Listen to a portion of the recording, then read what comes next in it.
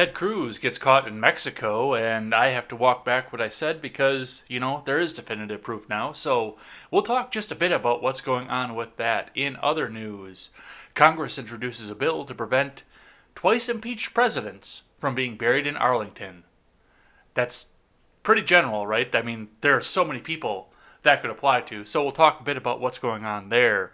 In other news, apparently a grant is renewed for the Wuhan Institute of Virology. It's not all quite as it seems, but we'll talk a bit about what's going on there. And Dolly Parton passes on the idea of having her statue put up in Tennessee. I'm Jay Edgar, and this is Contemporary.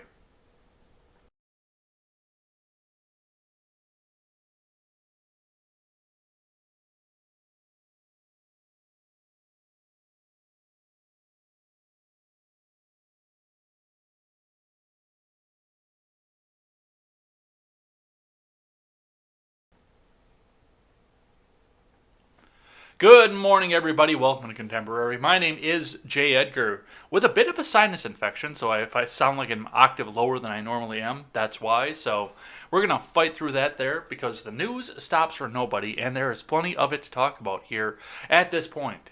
So we'll get right into it, and also make sure that if you're lurking today, get that last-minute message in, because we read the names of everybody who chatted throughout the week. I've got a list on my notebook of everybody who chatted throughout the week here, and I will read the chat throughout the day coming in over in our little handy chat app. Remember, if your chat is sufficiently stupid, make sure you get it in there because, we need to raise the intellectual level of this program, and trust me, that's what we need coming up out of the chat here. So, before we get down into any of this, though, head on over to freedomscoop.com.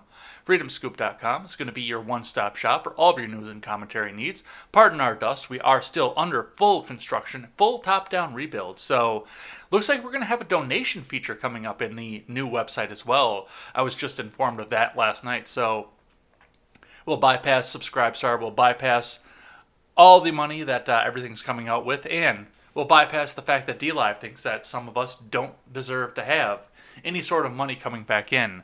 I think I can get that fixed too. I didn't get a chance to have that going on last night. I worked on some stuff for Elaine last night.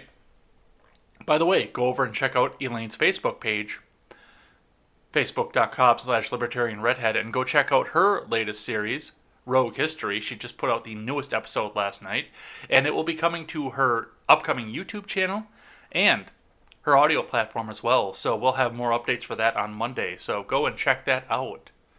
But over on Freedom Scoop, you can find great shows such as The Generational Gap, The Daily Ignoramus, The Breakdown with Birkenhoff, The R-Rated Conservative, and The Freckles and Brit Show. All right, let's look at finance here.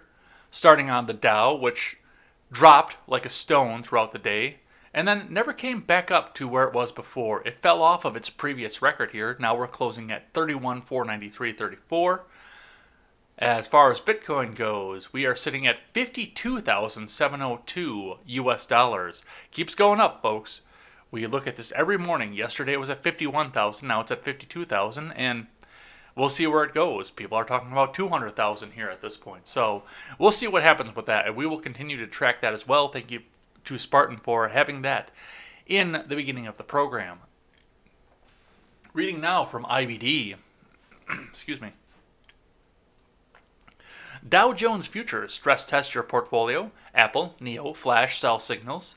Roku leads earnings. Movers from Ed Carson. Dow Jones Futures rose modestly Friday morning, along with S&P 500 futures and NASDAQ futures. Roku, Trade Desk, and Applied Materials headlined key earnings reports late on Thursday. The stock market rally again suffered sharp losses for growth stocks, but came off lows with market looking shaky. Investors should stress test their portfolios. Roku earnings were a surprise, while Trade Desk and Applied Materials also beat views.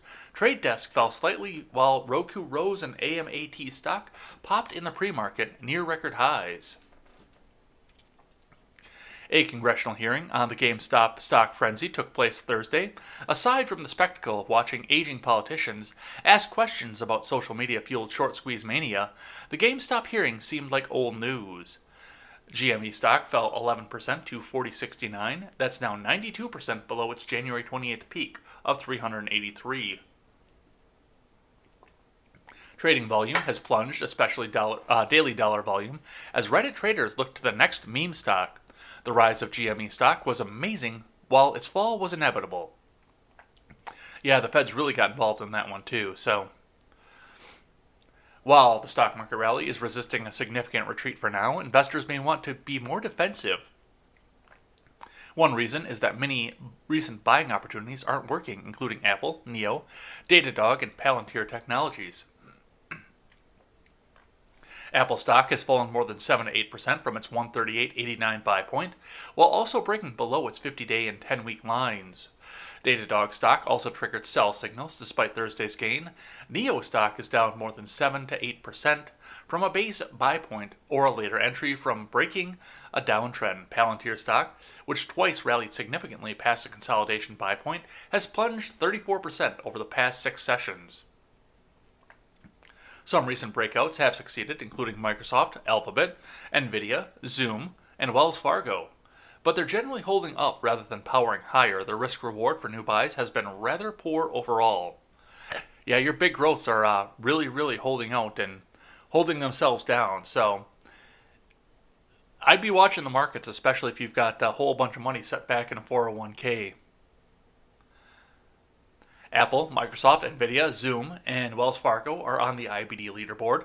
Probably not for long. Microsoft is an IBD long-term leader. Nvidia and Google are on Swing Trader. Google, Nvidia, Trade Desk, and AMAT are on the IBD 50. On the futures, Dow futures rose 0.3% versus fair value, reversing modest losses overnight. The S&P 500 futures climbed 0.4%, and NASDAQ 100 futures advanced 0.6%.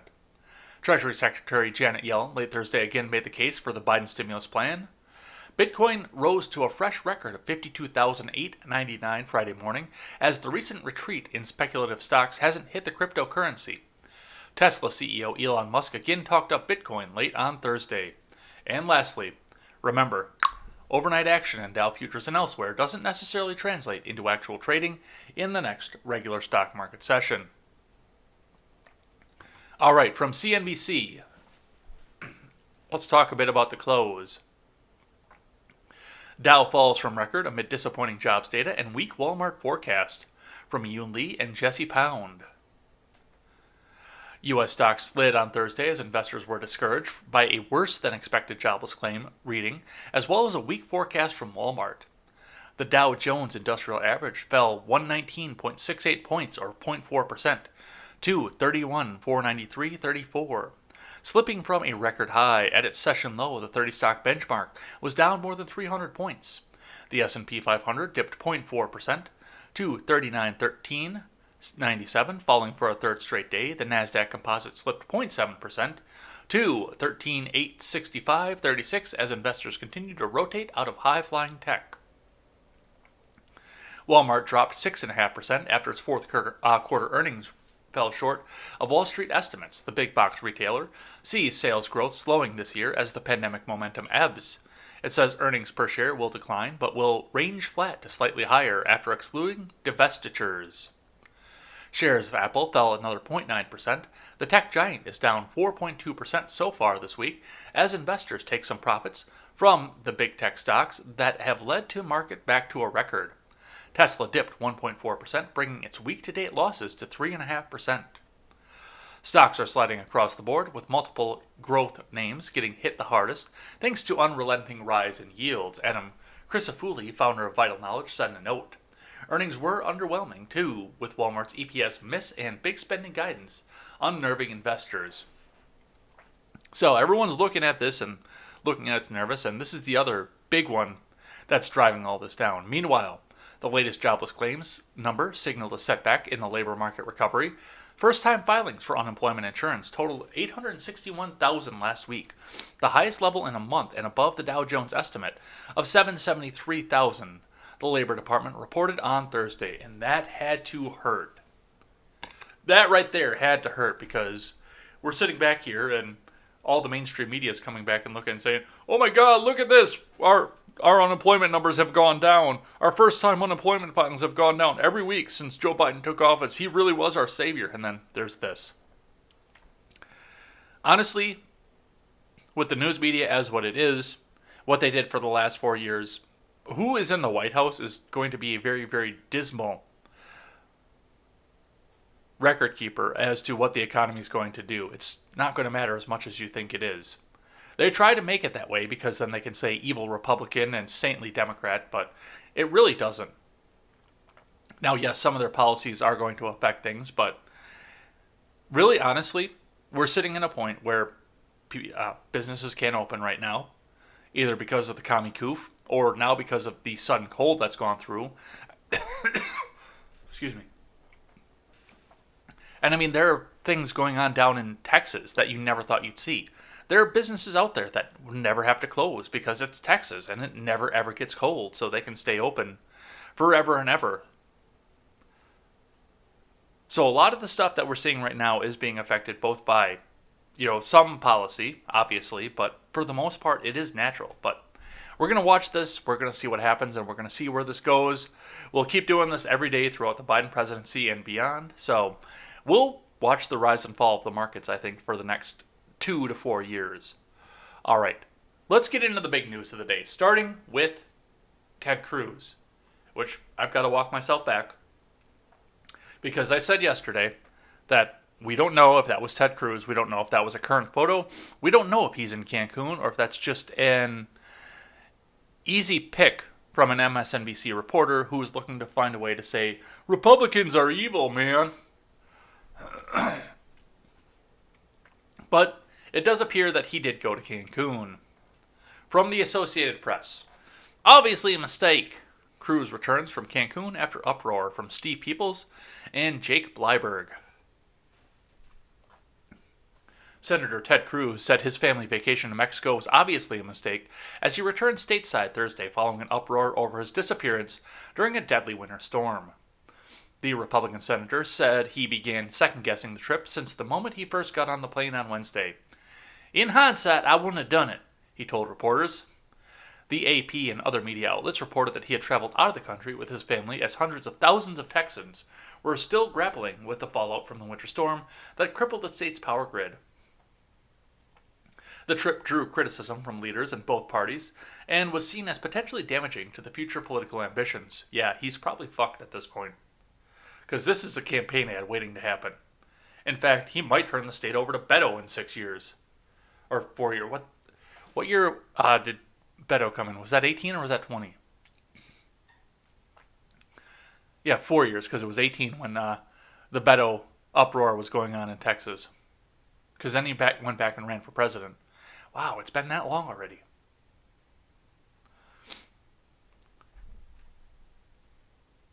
Cruz said in an earlier statement on Thursday that he accompanied his family to Cancun a day earlier after his daughters asked to go on a trip with friends given that school was canceled for the week. Wanted to be a good dad, I flew down with them last night, and I'm flying back this afternoon, Cruz wrote. My staff and I are in constant communication with state and local leaders to get to the bottom of what happened in Texas, he continued. We want our power back, our water on, and our homes warm. Cruz told reporters Thursday night that he returned to the U.S. because he realized he needed to be in Texas. Yeah, you should have realized that before you left. He said he had originally been scheduled to stay in Mexico through the weekend. I didn't want all the screaming and yelling about this trip to distract even one moment from the real issues that I think Texans care about, which is keeping our families safe, Cruz said.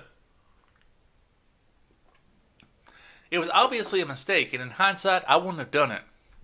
Yeah, well, there's that hindsight. And yeah, that probably did screw the rest of your political ambitions, probably for the rest of your career.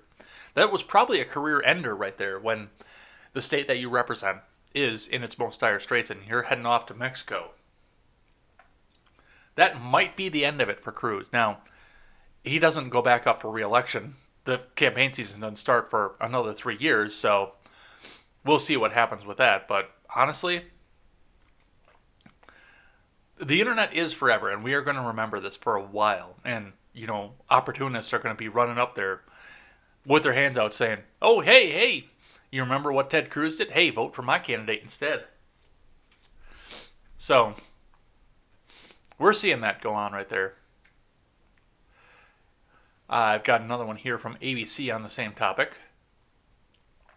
Ted Cruz back in Texas after flying or backlash. Excuse me. One second. Stupid sinus infection. Ted Cruz back in Texas after facing backlash for flying to Cancun amid brutal weather. From Marlene Lentag, Miriam King, and Benjamin Siegel. Ted Cruz returned to Texas Thursday evening, a day after flying to Mexico with his family, even as his state reels from a historic storm that has left hundreds of thousands of people without power and safe drinking water. Several airport employees and fellow passengers told ABC News the Republican lawmaker went out a back exit escorted by officers after arriving at Houston's George Bush Intercontinental Airport. Cruz faced backlash after initial reports emerged on social media that he had jet-setted to Cancun despite the widespread crisis in Texas. Speaking with reporters outside his home upon his return Thursday evening, Cruz said in hindsight, "I wouldn't have done it." And a lot of this is the same stuff that we saw in the last article here. So, honestly, yeah, there are a lot of people rushing to defend Ted Cruz right now. And completely honestly, and we'll talk about what Dinesh D'Souza had to say about this, but I call balls and strikes on every politician, and this was bad. This was probably one of the worst decisions you could make as a senator. Once your state is in the biggest crisis, and Beto, of course, was out there for a photo opportunity to make sure that, hey man, I'm calling all these families, okay man? I'm going to shred on my guitar for these people and ride a skateboard in the video call to make sure these people are safe. But, either way, it's a good optics win for Beto O'Rourke. This was a bad thing. If you want to turn Texas blue, this is the way to do it. And yeah, there's really nothing that he could have done while he was in Texas, but it is the optics of it that the voters are going to care about and the Democratic Party is going to jump on. Now, yes, they always say, they make fun of people for saying Republicans pounce, but this really is a Democrats pounce moment. All right, let's see what some of the backlash from this, as I mentioned, from Dinesh D'Souza. What could Ted Cruz do if he were in Texas? I'm hard-pressed to say. If he's in Cancun, that means he's not using up valuable resources of energy, food, and water that can now be used by someone else. This is probably the best thing he could do for the state right now. And honestly, no, that's probably not, because he's got the resources to get out and nobody else in the state does. Well, a few people probably do. There are probably a few rich people that are sitting in Cancun right now, right along with Ted Cruz's family. But no, there really isn't anything Ted could have done, but still, if you're escaping while everyone else is sitting back and suffering, that's still a dick move. That's still an asshole move. So that's where he sits. Matt Walsh says something similar here. Right now, when it was revealed that the FBI is investigating Cuomo over the nursing home scandal, suddenly the media starts focusing intensely on the Cruz family's trip to Cancun. If you're a conservative, going along with this obvious bullshit distraction technique, you're useless. Well, it's a good thing I'm a Federalist, because that's still bullshit. And yes, I can see the obvious timing of this. Not saying that Cruz was the one that made the timing, but the fact that now the media's got something they can jump on here. Another dog that they can go after without having to look into what's going on with the Cuomo administration. So there is that aspect to this too, but still, that's the worst way to do something when the people that you're supposed to be representing are without power, dying, have no fresh water to drink. Yeah, that is a bad thing. That is an absolutely bad thing. All right, we got to get on to some other news here. I got one here from Ilhan Omar. Tweets out, "Yes, politics and relationships shouldn't stop us from the pursuit of justice. China is carrying out enslavement, torture, rape, forced sterilization, and mass detention of Uyghurs. Now is the time for full accountability and justice." Because Alan Rappaport reports that Biden says he raised China's human rights abuses with Xi Jinping, there will be repercussions for China. China, okay? Let's read here from the New York Post. Biden dismisses Uyghur genocides as part of China's different norms, from Emily Jacobs. President Biden is dismissing the genocide against the Uyghur population in China, dubbing the mass internment a different norm, despite the State Department this month responding to atrocities in the camps and following the reports of systemic rape and torture. The commander-in-chief made the remarks after being asked during his CNN town hall Tuesday evening about his recent conversation with his Chinese counterpart, starting his response by relaying Xi's justification of the abuses. If you know anything about Chinese history, there's always been the time when China's been victimized by the outer world, is when they haven't been unified at home. So the vastly overstated, the central principle of Xi Jinping is that there must be a united, tightly controlled China, and he uses his rationale for the things that he does based on that. China, a nation that has faced a wave of international scrutiny over the past few years relating to its activity in dismantling democracy in Hong Kong, and its refusal to accept responsibility for negligence and lack of transparency at the onset of the coronavirus outbreak, has not let global tensions stop its mass internment of Uyghurs in Xinjiang province. Oh yes, and of course, they thanked the slave masters in Xinjiang as well in the end of Mulan. Your Nikes, that's what they're coming from over there. But don't worry, guys, it's just a different culture. We don't have to worry about that. Slavery is, it's wrong for us to do it, and we will go after everybody who ever could have possibly descended from a slave owner in this country. But hey, you know what? China, no, they're just different. Don't worry about them. Worry about getting your Nikes and your Crapple products and everything else that's being made over in China. There's some bad optics too right there.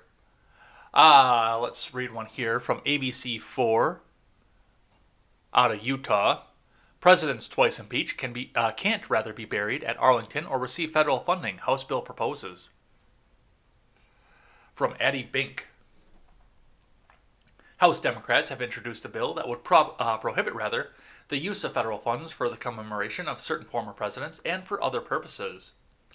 Under House Bill 484, introduced by Democratic Representative Andre Carson of Indiana in late January, federal funds would not be allowed to be used to create or display any symbol, monument, or statue commemorating any former president that has been twice impeached by the House of Representatives on or before the date of enactment of this act, or has been convicted of a state or federal crime relating to actions taken in an official capacity as the President of the United States on federal public land, including any highway, park, subway, federal building, military installation, street, or other federal property.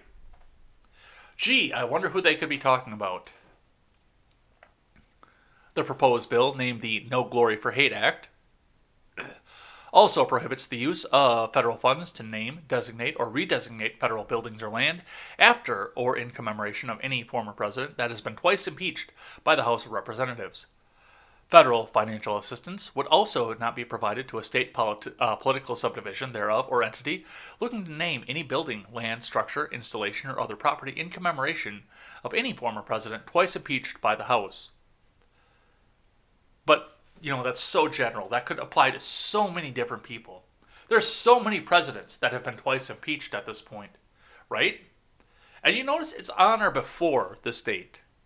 So if something comes down the pipes where we start doing the tit for tat, hey, no, that's not going to apply if we impeach Kamala Harris twice.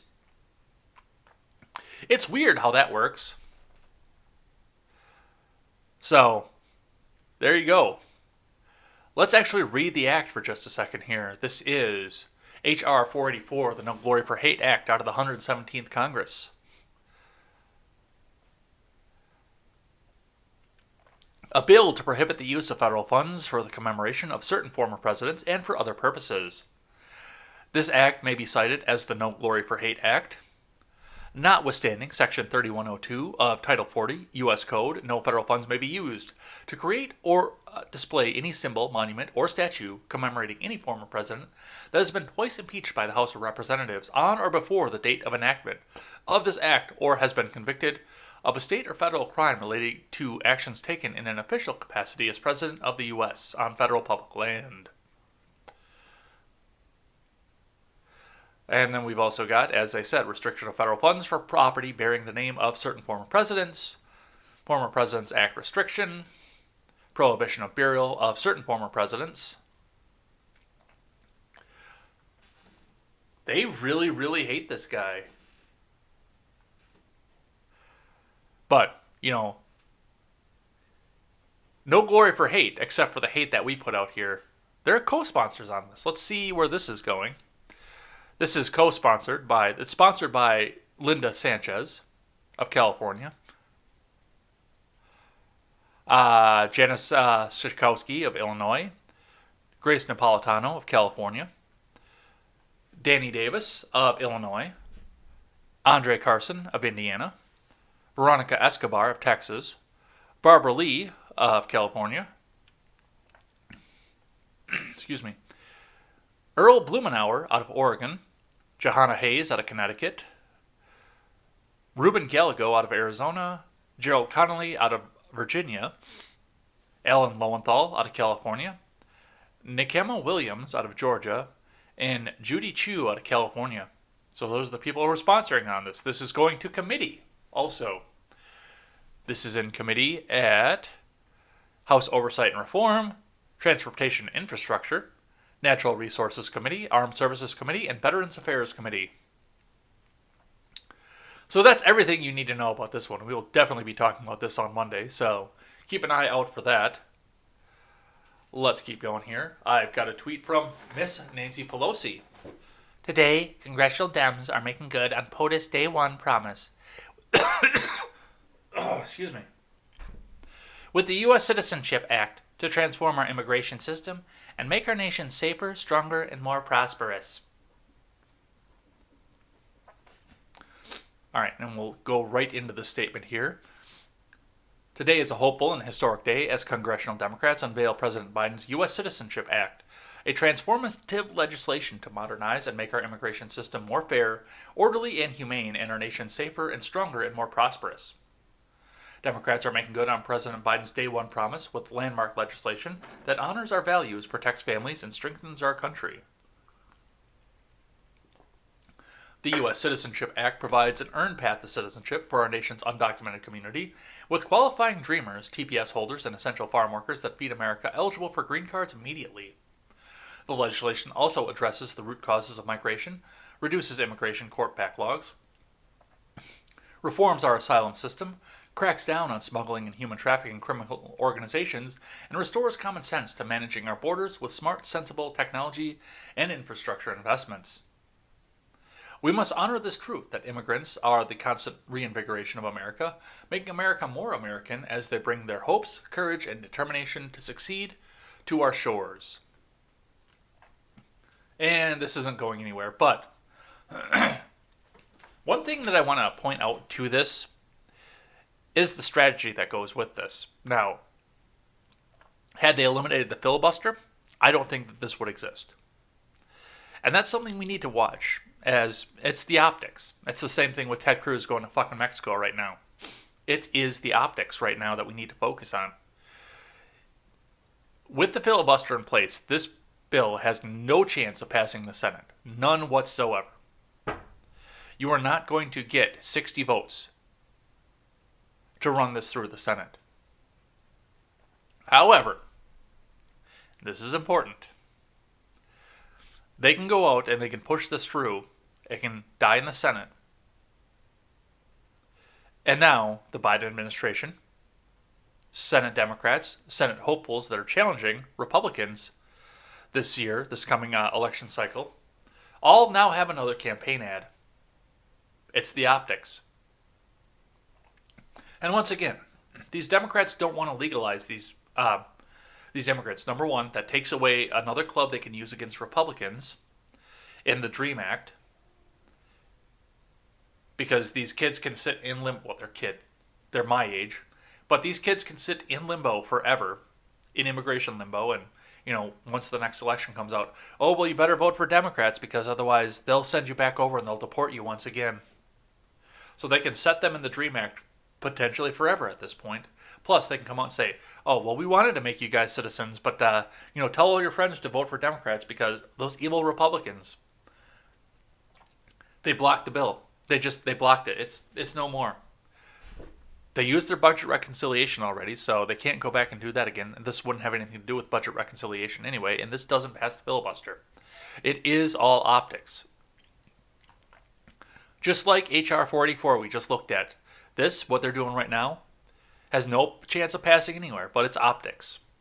They made a throwaway bill to make campaign ads off of.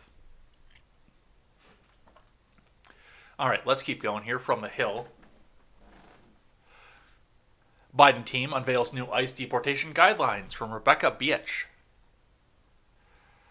The Biden administration rolled out new instructions to Immigration and Customs Enforcement officers Thursday, temporarily restricting the causes agents can rely on for initiating deportation. The enforcement priorities, which will be in effect for up to 90 days while ICE develops long-term guidelines, shrinks the types of convictions that can allow for someone to be deported as a public safety threat. The guidelines additionally allow for deportation of those who are deemed a national security threat due to terrorism or espionage concerns or illegally crossed the U.S. border after November 1st of last year.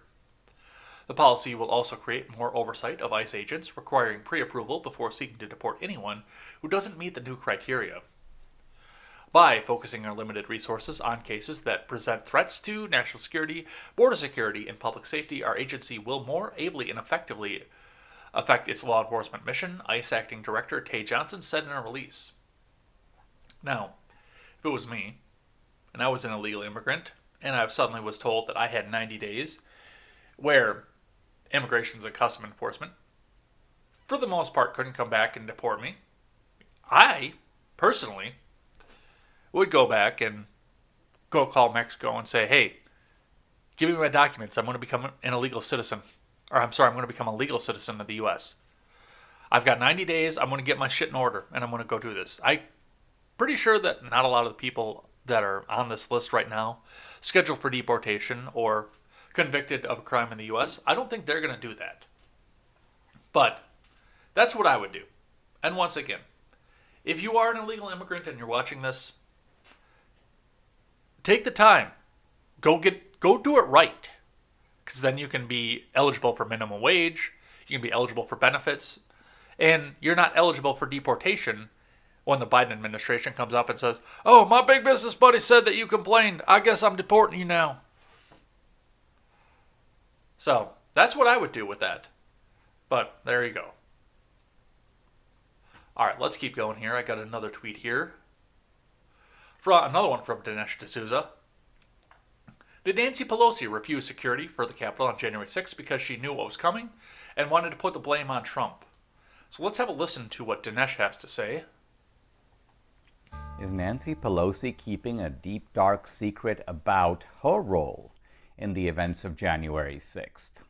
One of the strangest things about what happened that day was the simple sight of streams of people moseying into the Capitol with token, in some cases, no resistance whatsoever. People are moving barriers. Policemen, when they're around, are stepping aside. This is extremely strange. Under normal circumstances, if you or I go to the White House or the Capitol, we can't get in. There's all kinds of people to block us. There's all kinds of security. There are metal detectors. So the unobstructed ease of access of all these people, of a crowd of people to get into the Capitol is a mystery. Now, as we learn information about all this, we discover that Trump offered 10,000 National Guard troops to protect the Capitol. This offer was declined. We also find out that Steve Sund, the U.S. Capitol Police Chief, called for National Guard backup 2 days before January 6th. His offer was declined, and declined by whom? Declined by the Sergeant of Arms working in cohorts in consultation with Nancy Pelosi's office. It's kind of an odd fact, but apparently the Capitol Police are under the control of the Congress, in other words, of the Speaker of the House, not under the control of the White House or of Trump. So Nancy Pelosi is involved in this. And so she, in a sense, says no to added security.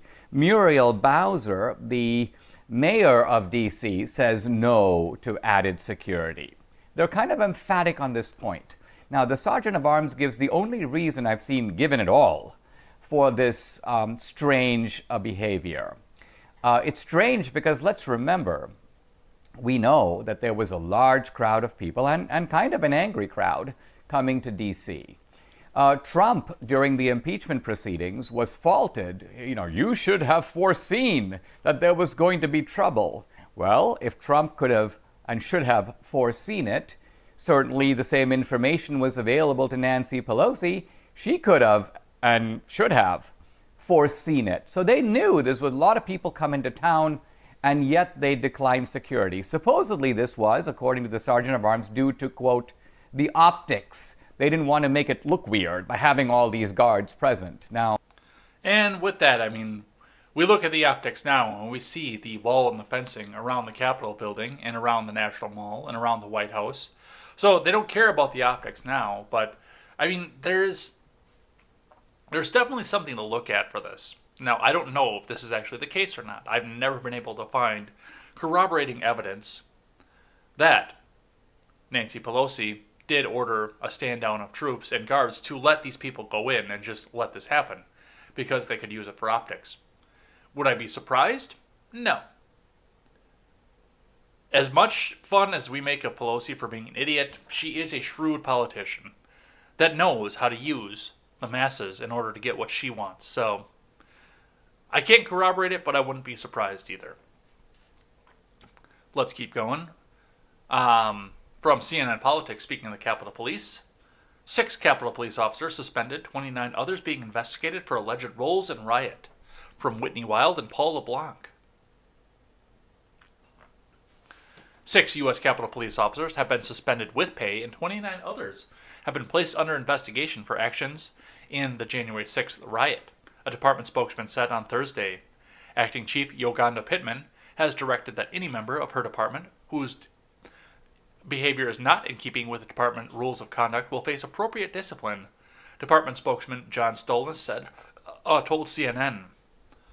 CNN reported in January that the U.S. CP had placed at least 10 officers under investigation and 2 others had been suspended. One of the suspended officers took a selfie with someone who was part of that mob that overtook the Capitol, according to Representative Tim Ryan, a Democrat from Ohio. Another wore a Make America Great Again hat and started directing people around the building, Ryan said. Last month, Pittman said the department has been actively reviewing video and other open-source materials of some USCP officers and officials that appear to be in violation of the department regulations and policies. The suspensions and investigations come at a time of internal turmoil at the department as officers continue to grapple with the insurrection that led to the death of Officer Brian Sicknick. I noticed that they didn't say murder this time. Members of the Capitol Police issued a vote of no confidence in the force's top leaders earlier this month. So, a couple things going on here. First off, it's been over a month at this point. I know there were some people that were already on investigation, but now they're coming back and investigating everything else that went along with this. So, now that we're in a situation where this can be covered back up, this whole Capitol riot thing still has me full on, full out Alex Jones. Chemicals in the water, man. Dirty freaking frogs gay. So, a lot of stuff to talk about here. But we got to keep going. I got one from the Daily Caller, which I don't normally use because no green check verified. But this did lead me down into an NPR article talking about what happened here as well. It's not quite as it seems from the way the Daily Caller points it out, but it's definitely something worth looking at anyway. Wuhan Lab eligible to receive U.S. taxpayer funding through 2024, NIH confirms. From Andrew Kerr. The Wuhan Institute of Virology is authorized to receive taxpayer funding for animal research until January of 2024, the National Institute of Health told the Daily Caller News Foundation. The WIV is at the center of widespread speculation that COVID-19 could have entered the human population in China due to an accidental lab leak. Researchers at the lab were studying bat-based coronaviruses prior to the outbreak, a project partially backed by $600,000 in U.S. taxpayer funds, routed to the lab through the nonprofit group EcoHealth Alliance. The president of EcoHealth Alliance, Peter Daszak, was the sole U.S. member of the WHO delegation that investigated the origins of the pandemic on the ground in China on January and February. While the WHO delegation has yet to release a report on the findings, Daszak said the White House should blindly accept their conclusion that it's highly unlikely the virus could have leaked from the Wuhan Institute of Virology. Daszak also said that American intelligence, which indicates researchers at the WIV became infected with the COVID-like symptoms before the first known cases in December of 2019, shouldn't be trusted. So, there's other information going on here working with EcoHealth. But I used this article as a springboard to get to this NPR article here. Daszak told NPR that NIH's conditions were preposterous. So let's take a second here and read from NPR. A group whose NIH grant for virus research was revoked just got a new grant from Maria Godoy. And they're going to tell you what you really need to know. Folks, this is NPR, which means they'll tell you exactly what the mainstream media wants you to know. And you will accept it as gospel and give them your donations because they are funded in part by viewers like you, just like I am. All right, let's see what this one has to say here. The National Institutes of Health has awarded a grant of $7.5 million over 5 years to EcoHealth Alliance, a U.S.-based nonprofit that hunts emerging viruses. The award comes months after NIH revoked an earlier grant to EcoHealth, a move scientists widely decried as the politically motivated quashing of research vital to preventing the next coronavirus pandemic. EcoHealth Alliance is one of the 11 institutions and research teams receiving grants from NIH, announced this week.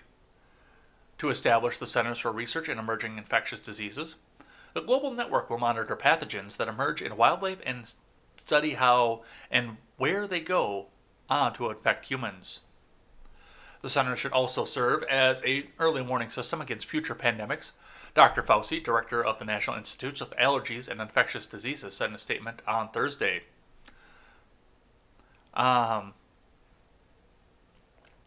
The termination stemmed from EcoHealth's work with Wuhan Institute of Virology, located in Chinese City where the current pandemic began. The years-long collaboration involved the collection of hundreds of coronavirus samples recovered from bats in China, and research into how they were spilling over into the human population. So, that establishes the connection there. Now, is the NIH coming out and just giving $7.5 billion to Wuhan Institute of Virology? I don't think so. But does it look like there's a possibility they could be laundering it back through this EcoHealth system? It's definitely possible. It's definitely something that's worth looking into.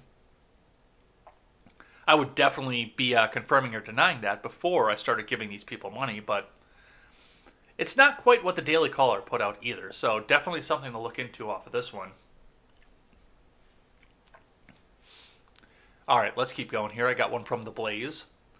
They want their babysitters back. California school board busted mocking parents who want in-person class. From Breck Dumas. A California school board member is under fire after members made a series of comments mocking parents who are pressing for in-person classes, with one member claiming such parents just want their babysitters back, and another suggesting their parents want the kids out of the house so they can smoke weed. The conversation occurred during a meeting of members thought was private, but actually open to the public, and the recording has gone viral. In the recording of the Oakley Union Elementary School Board meeting on Wednesday, the members spent time celebrating the prospect of modifying its system for allowing people to make public comments, suggesting folks be made to call in their remarks, which would be cut off automatically at 3 minutes. At one point, Kim Bede expressed frustrations over a complaint against her that was posted on social media before she said, "You know what? Are we alone?" Then mocked whoever posted it, laughing, "Bitch, if you're going to call me out, I'm going to fuck you up. Sorry, that's just me."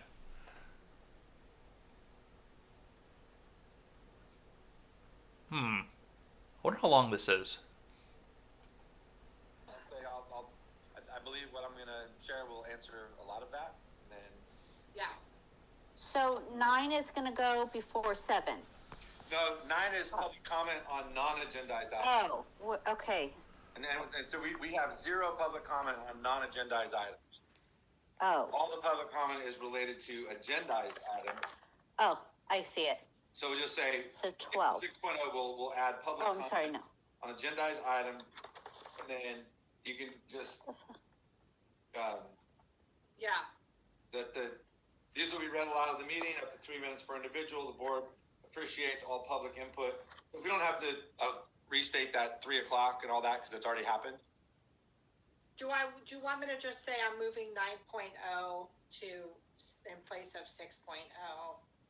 And just, that's fine. And it's just, but it's going to be agendized items because the comments are for agendized items, not non-agendized items. And when we get to the non-agendized items, do I need to say it again? Say that one more time. Do I need to read the public comment on non-agendized items again and say there's no comments on non-agendized items? No, you just 9.0. We have no public comment on non-agendized items. So then go to 10.0. And then I have embedded on 6.0. I'm removing 6.0, administer the oath of office, and I'm making it 6.0 public comment on agenda. You're done. And then it records them, and then they just hit play, and so they actually get played during the thing, and they don't have to be read. I think we should do that. So I'll that's what I wanted to ask, and with some direction, I'll get some more information on that and figure out. He said he would have his tech guy. Well, they're not saying what they said they would on this video here, but I'll listen into this more and we'll cut this up for the RedNet show. And apparently we lost connection briefly as well. I just caught that as I was listening here. So, well, you guys didn't miss much while we were in there, so we'll go from there. Remember, Lisa Brizendine then weighed in saying they forget there's real people on the other side of those letters that they're writing. They don't know what we know behind the scenes, Brizendine continued, adding, it's really unfortunate they want to pick on us because they want their babysitters back. A third member, Richie Masadas, agreed, saying his brother owned a delivery service for medical marijuana, and clientele were parents with their kids in school. Other members laughed as he mocked that, when you have your kids in school, no more puff puff give. Around the 7:25 mark, one member says, uh-oh, we have the meeting open to the public right now, and another responds with dismay, nuh-uh, while a third echoes, great. So definitely we'll be, excuse me, definitely we'll be looking into this over on Monday's show, and I'll cut this up, and we'll actually get the good stuff out of this instead of, going through and listening to their entire minutes, but we'll see what happens with that. And if you're just joining back in, I apologize for losing connection for just a moment here. Let's get this finished up here. From Politico, GOP tries to weaponize pandemic exhausted parents against Biden. From Christopher Catalego and Natasha Korecki. Distraught and exhausted parents are emerging as a new class of voters that could torment President Joe Biden, and the White House is moving quickly to head off the pain. Nearing a year into the pandemic, Biden's advisors and allies recognize that they need to respond to spiraling angst felt by families or risk driving them into the arms of waiting Republicans. It is a crucial test for Biden and Democrats as they try to consolidate their gains from the 2020 election. The pandemic has disrupted lives and exacerbated inequities, and a raft of public and private surveys show clear political potholes and opportunities because of it. The coronavirus is spawning sweeping policy prescriptions from Democrats and Republicans alike. From billions in school reopening funds to the creation of federal child allowance, and prompting pollsters to loosely coin emerging voting demos like Women in Chaos and Families in Crisis. Within the GOP, there's a belief that the pandemic and resulting turmoil make Biden and Democratic incumbents especially vulnerable.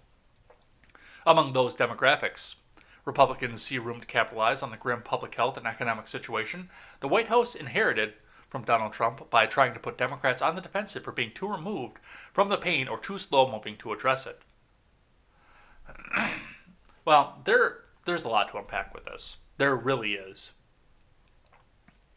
Now, yes, Elizabeth Warren has written about this, the two-parent trap, the two-income trap, where we need to have both parents out and working to afford a regular run-of-the-mill house. That is definitely a thing. It's definitely something to watch for here. And yes, the school system, as it was structured, really did help out in building that trap, because now both parents can go out to work. They can afford a nicer house, and it drives the cost of even the run-of-the-mill standard houses back up. So they've set this all up where they need to have the working woman out in the workforce and the working man out in the workforce. And, you got the kids gone for 8 hours a day while the parents are working for 8 hours a day. So There's a lot of stuff going on with this. However, the GOP should not be the ones right now that are trying to advocate to get kids back into school either, because of how terrible the public school system is. We need reforms in the public school system, or a lot more homeschool as well. So there's a lot of stuff to unpack with this, but for the most part, it is just playing politics at this point. From CNBC, Citadels Ken Griffin defends controversial Wall Street practice, says firms would adapt if it was outlawed. From Maggie Fitzgerald. During Wednesday's GameStop hearing, Citadel Securities' Ken Griffin defended a controversial method brokerages use to make money and said his firm would adapt if new regulations prohibited the practice. Lawmakers finally got the chance to press Robinhood, Citadel, and Reddit chiefs about the GameStop trading controversy. Members of Congress spent much of their time prodding about payment for order flow, a practice in which brokerage receive payments from a market maker, known as a dealer, for directing the order to them. This model is how Robinhood and other brokers are able to have commission-free trading. Robinhood made more than $221 million from payments for order flow in the fourth quarter of 2020. Meanwhile, Citadel Securities is a market maker. We simply play by the rules of the road, said Griffin. Payment for order flow has been expressly approved by the SEC. It is a customary practice within the industry, he said, referring to the Securities Exchange Commission. If they choose to change the rules of the road, we need to drive on the left side versus the right side, and that's fine with us. I do believe that payment for order flow has been an important source of innovation in the industry. As the CEO of Robinhood has testified, they drove the industry towards $0 commissions. This has been a big win for American investors, Griffin added. Griffin was pressed by Representative Brad Sherman about the best execution practice for the market maker. Sherman prodded whether Robinhood clients receive worse execution because Robinhood uses the zero commissions revenue model supported by payments for order flow. Sherman said after speaking to industry experts, when brokers are being paid for the order flow, customers get worse execution. Griffin said the quality of execution varies by the channel or the order, and size of the order is only one factor.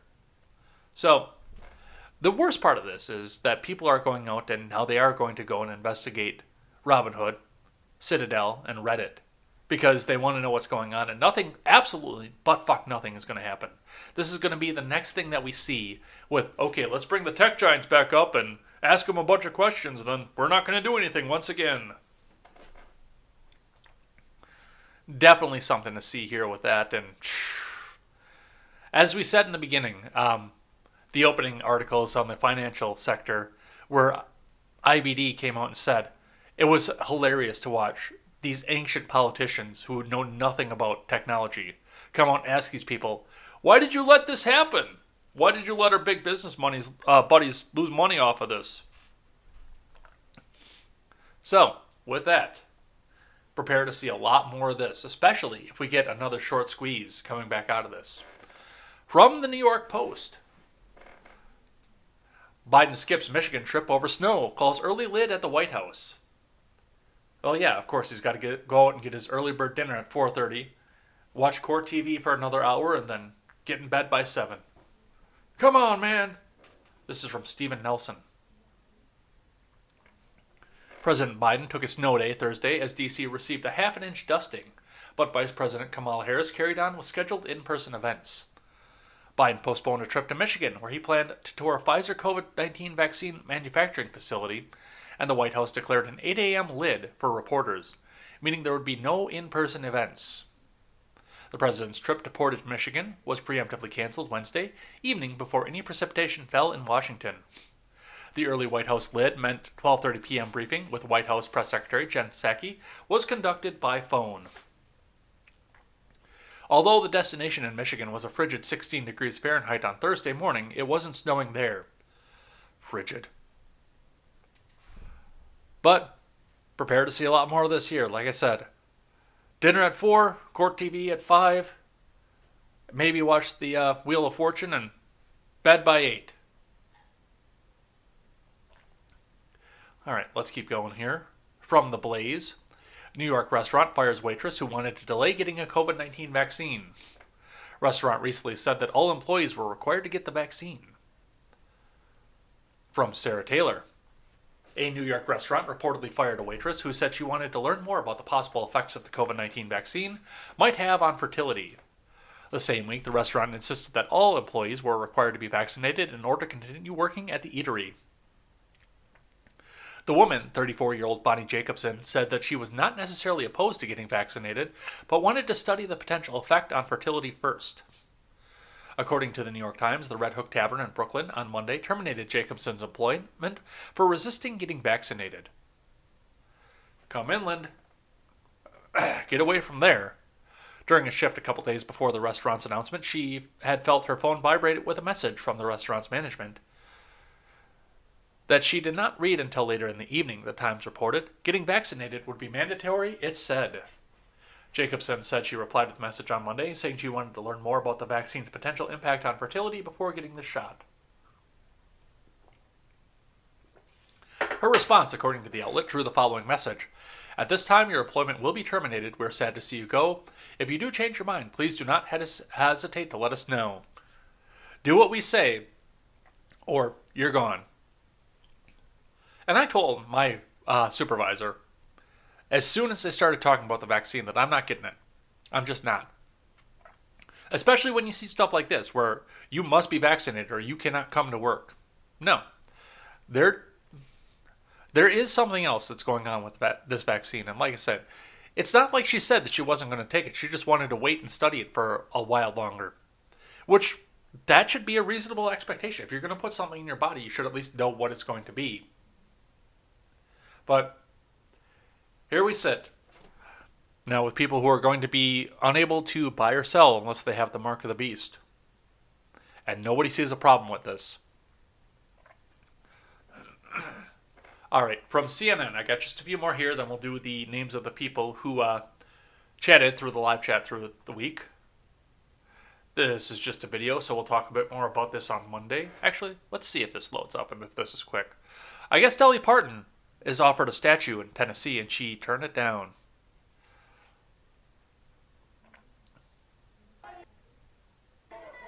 Dolly Parton may be the type to, but she is not ready to stand there and be a statue. The Tennessee legislature was to consider a bill to erect a Dolly statue at the state capitol, funded by donations. Young Dolly? Older Dolly? It didn't get that far because Dolly nixed the idea. I am honored and humbled, she tweeted. But given all that is going on in the world, I don't think putting me on a pedestal is appropriate at this time. Which made her fans put her on an even higher pedestal.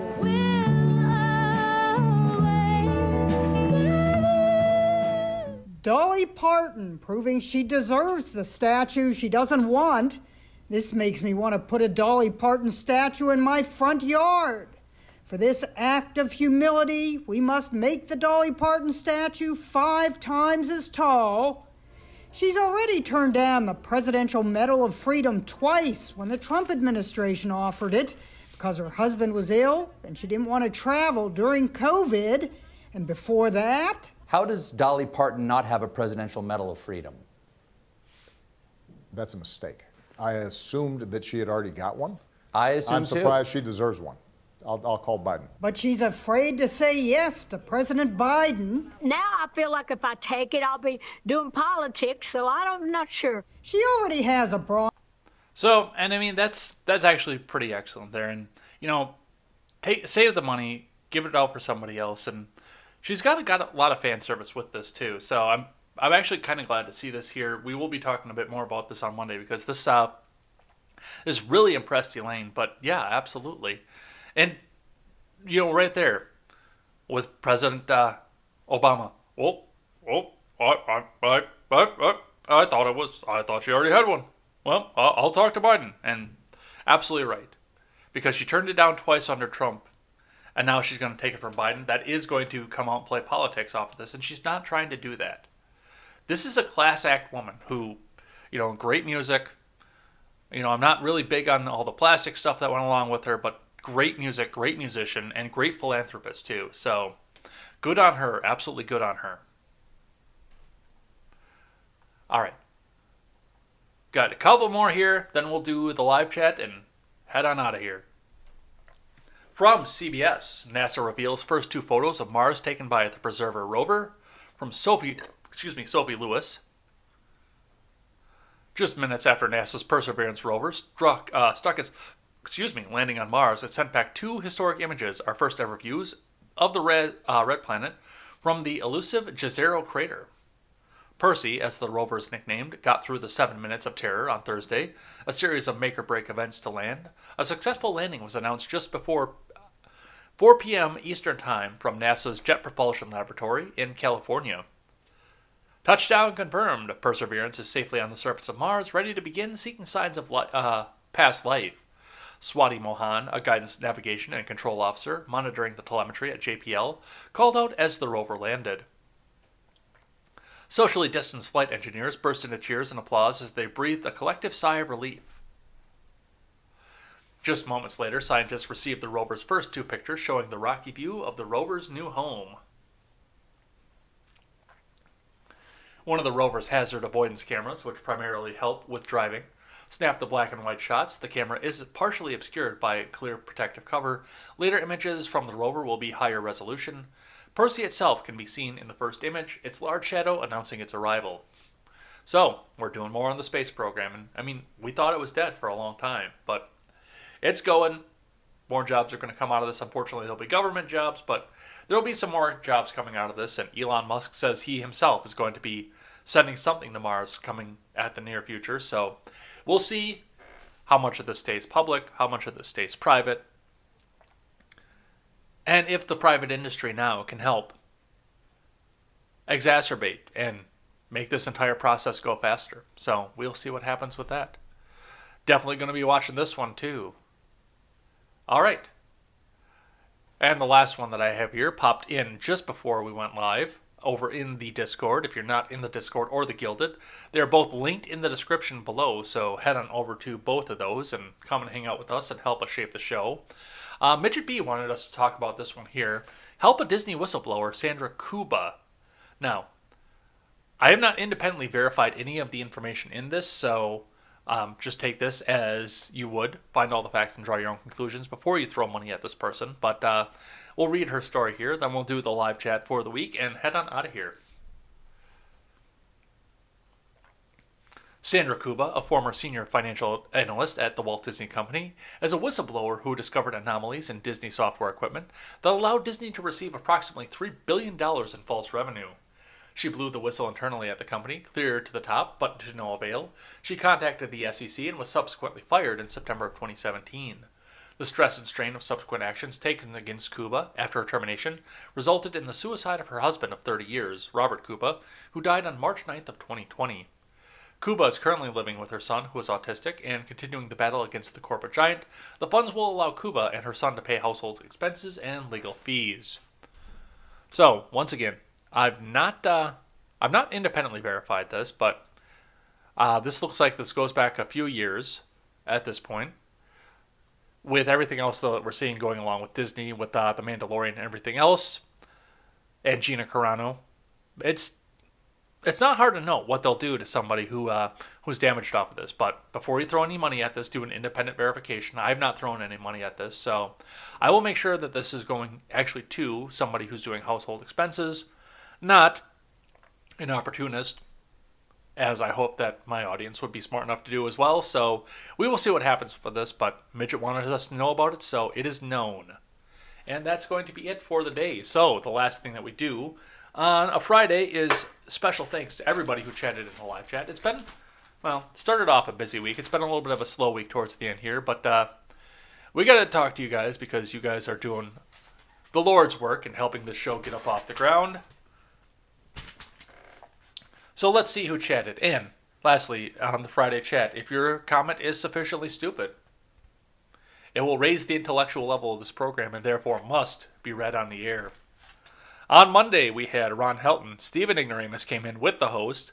Nephilim Ninja was here. MWM Media came in on the first shot over on DLive. Chilaga 1984 was here. Tygar84X. Mad Cow Mark, our resident Australian. Mystical Hedgehog. came in and threw around some progressive talking points, so we talked a bit about that. CUL 728 was here, and RH showed up towards the end. On Tuesday, we had Nephilim Ninja, Maddie, Madwoman Media was here, Ron Helton was here, Chilaga 1984 was here, Silentcaster showed up and hung out with us for a little while, Mad Cow Mark. Ellen Louise June was here and didn't ask me if I slept this time. I do sleep from time to time. Quest Fanning rounded out our Tuesday. Wednesday was a bit of a slower day. We had Ron Helton. Mad Cow Mark was here. Chilaga 1984 and our resident progressive, Flan Corp, was here. On Thursday, we had Ron Helton. Saint showed up for a bit yesterday. Chilaga 1984. Quest Fanning hung out with us. Mad Cow Mark was here. Maddie was here once again, so thanks for being here almost every day this week. Why Does That Happen 23, that was a new name over on the Twitch side, so thanks for coming and hanging out. Softball 1677 came back and asked us if we wanted Prime subs and wanted to become famous over on Twitch. It was supposed to be bigfollows.com, but that link there that they had was just sketchy as hell. I tried it, and now my computer doesn't want to work. I'm just joking, I didn't try that. Spartan 0000 Superior 1 rounded out Thursday. Today we had a bit of a slower day here, but we do have to thank you guys all the same for coming in here, because it's not about quantity, it's about quality, and you guys are all awesome here. We had today, Quest Fanning was here, Ron Helton was here. 8 degrees Fahrenheit this morning. This is one cold winter. 8 would be normal for up north, but here it is miserable. No, this time of the year, that's actually quite balmy for us. That's t-shirt weather for us over here, he said, with a sinus infection, probably from walking around in a sweatshirt for the last 4 days. Excuse me. Chilaga 1984 is here. What the hell has happened to Tennessee? I don't know. Must be the... Nah, Cruz acknowledged it. Okay. Oh, it must be the Dolly Parton stuff. Yeah, I went in last night to try and see if I could get the Restream bot into Trovo so we could start streaming stuff and chats back into Trovo. It does not appear to have functionality yet. I double-checked with Restream, and they are still working on that. But they can pull the Trovo chats back out so you guys can still see them. It's like Periscope, which is going away at some point here. Chilaga says Ted Cruz's wife will likely made him take his daughter to Mexico. It's possible. I bet you Count Chocula won't run again. Yeah, it's a possibility. That might have killed his career. The idea that everyone should suffer is some commie BS. Yes, but if you're a representative, they consider you to be a leader. You shouldn't be a leader if you're a representative or a senator, but that's what your people consider you as, so you probably should be there for the optics.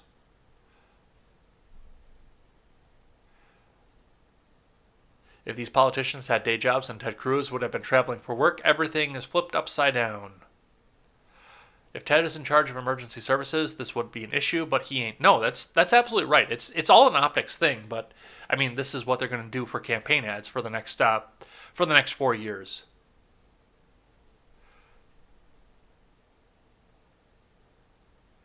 We've got some Nephilim Ninja Nibiru in here today. Yes, the Democrats are using this immigration issue as a political talking point. Yep, that's exactly what it is, too. Money for the folks who leaked the China virus, so typical, perfect epitome of government action. Well, I've not independently verified that it's directly going for that, but it's definitely going in that direction. Yes, just like after 9/11, the government screwed up, so they put themselves in charge of the airport security, and the government needs to be abolished. Yes, that's true, too. But yet, if we abolish the government, people band together and form another government. Goofy Dolly with the Mickey Mouse hat. Yeah, Ron doesn't like Dolly. Does the jab have MRC5 in it? If so, it could cause a latrogenic reaction. I don't know. I've never looked into the vaccine. I've just been waiting to see what the side effects are for people who have it long term. Because, I'm in a low-risk category myself, so I don't really need to go and get it. Ron Helton says 10 masks must be better and thin the herd.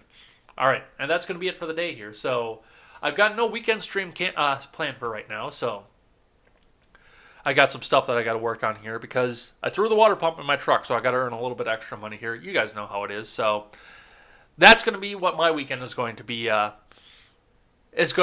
Comprised of here. So we will see you back here on Monday for more Contemporary. We're going to catch up with everything that happens over the weekend and have a nice long conversation this week over all the week's happenings over on the Red Ned Show, especially with the Dolly Parton thing that's going on with this, with the Mars rover. I've got some surprise stupidity with Ted Cruz. It's going to be all this and more. So come back over and hang out with us for both programs here. Go over to the Gilded and the Discord and go check out Elaine's Rogue History. It was a good program. I've listened to it twice now because I listened back to it after I set it up so she could send it back to YouTube at a later date and send it out to her audio platform as well. So we're making moves over here at the Freedom Scoop Media Group, definitely. So come back out and hang out with us and all the other programs as well. Otherwise, we'll see you here on Monday for more Contemporary. Until then, I'm Jay Edgar, and this is Contemporary.